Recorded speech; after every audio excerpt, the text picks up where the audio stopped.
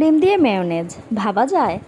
বানানোর পর এখন আমার মনে হচ্ছে কেন আমি আগে এটি ট্রাই করলাম না। একে তো সেদ্ধ ডিমের মেয়োনেজ, তার উপর সো হেলদি। আগে যখন কাঁচা ডিম দিয়ে আমি মেয়োনেজ তৈরি করতাম তখন এর গন্ধের জন্য কেউই খেতে পছন্দ করতো না। আর এখন যখন জানতে পারলাম যে সেদ্ধ ডিম দিয়ে মেয়োনেজ করা যায়, এটি বানানোর পর থেকে আমি হয়ে উঠেছি সবার প্রশংসায় পঞ্চমুখ। তো সেদ্ধ ডিম দিয়ে মেয়োনেজ বানানোর জন্য আমি প্রথমে 3টা ডিম ভালো করে সেদ্ধ করে নিয়েছি। আর এখন একটি একটি করে এর খোসাগুলোকে ছাড়িয়ে নিচ্ছি। খোসাগুলো ছাড়ানো হয়ে গেছে।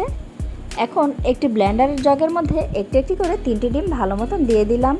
আর দিয়ে দেব 1/4 কাপ নর্মাল পানি। পানি কিন্তু অবশ্যই অ্যাড করতে হবে। আর দিয়ে দেব 1/3 কাপ কুকিং অয়েল।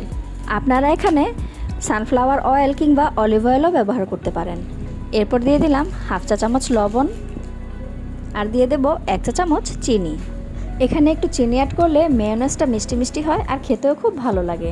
আর দিয়ে দেব 2 চা চামচ পরিমাণ পাউডার মিল্ক।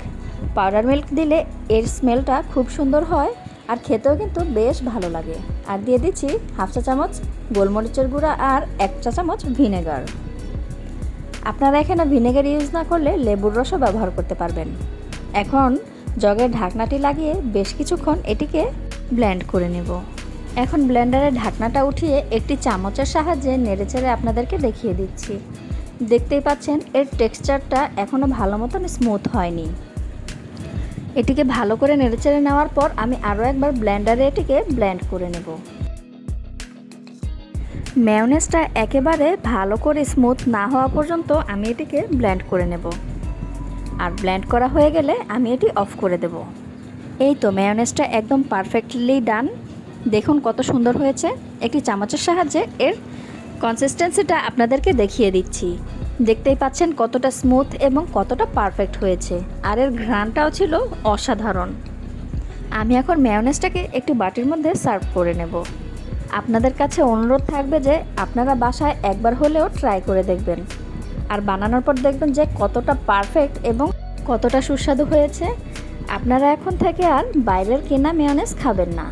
যদি আমার রেসিপিটা ফলো করেন তাহলে ঘরে বসেই রেস্টুরেন্টের মেয়োনেজের স্বাদ পাবেন। আর এগুলো আপনারা চাইলে স্যান্ডউইচ, বার্গার, শর্মা কিংবা চিকেন ফ্রাইয়ের সাথেও ব্যবহার করতে পারবেন। আজকের রেসিপিটি আপনাদের কাছে কেমন লেগেছে তা অবশ্যই আমাকে কমেন্টে জানাবেন।